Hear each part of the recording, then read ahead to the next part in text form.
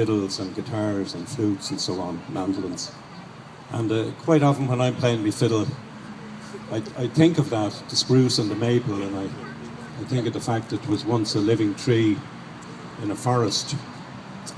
And sometimes I have little wandering daydreams about it and wondering who might have planted the tree a few hundred years ago, and where might their great grandchildren be now? Might they be at the concert listening to the sound of the wood that their great grandfather planted?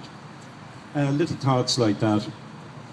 And sometimes I think about the wood that becomes an instrument, where it first had its music lesson, or its first music lesson, from the birds perching on the branches and singing to the wood and getting in tune for an instrument that was going to be made maybe a few hundred years later.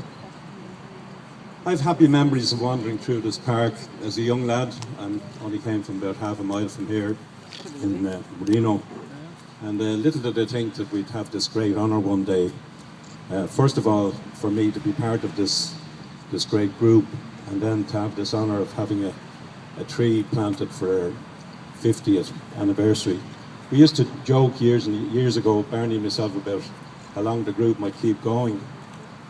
And we thought, well, maybe 20, 25 years. And then, I don't know what happened, we told a few jokes and had a few drinks and did a few world tours, and suddenly we were 50 years together. But as Aina said there, at times like this, I think we have to remember the founder members of the group. They're all very much part of the spirit of what we're still doing.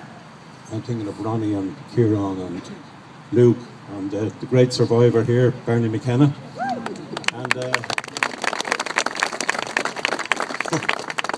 all the other men who joined along the way and enriched and kept the whole crack going for so many years. Paddy Riley and Jim McCann. And Patsy Watchhorn, the baby of the group here. He's only 7 years with us. So I'd like to thank everybody involved for this wonderful occasion. We've had many accolades and presentations and awards throughout the years, but this is absolutely unique to have a tree planted in their honour. And it's such a wonderful gift. It doesn't tarnish or it doesn't fade. Hopefully it will grow and grow and blossom and renew itself every year.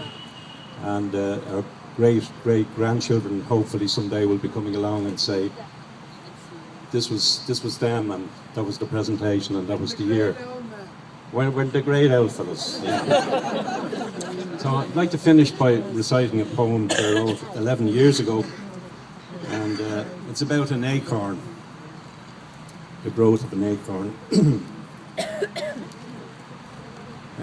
Acorn dreams. Oh, restless acorns, fall and spin, and dizzy downward freedom taste, then scatter out to kiss the wind and find an earthly resting place. If you yearn again for towering heights, be sure your roots are anchored deep, attuned to Mother Earth's advice, ere you choose your bed for winter sleep. And when winter yields to warmth of spring, and spring awakens life in you, you'll rise up from your earthly bed and upward thrust green fingers through. Soft winds will through your branches sing, and birds will join with songs of joy to celebrate an acorn's dream, a new oak rising to the sky. And when seasons turn from spring to fall and honour you with annual rings, you'll answer Mother Nature's call and toss new acorns to the wind. But who am I to give advice and tell small acorns how to grow? You who rise to dizzy heights while I watch and wonder down below. Thanks very much, everybody. Thank you.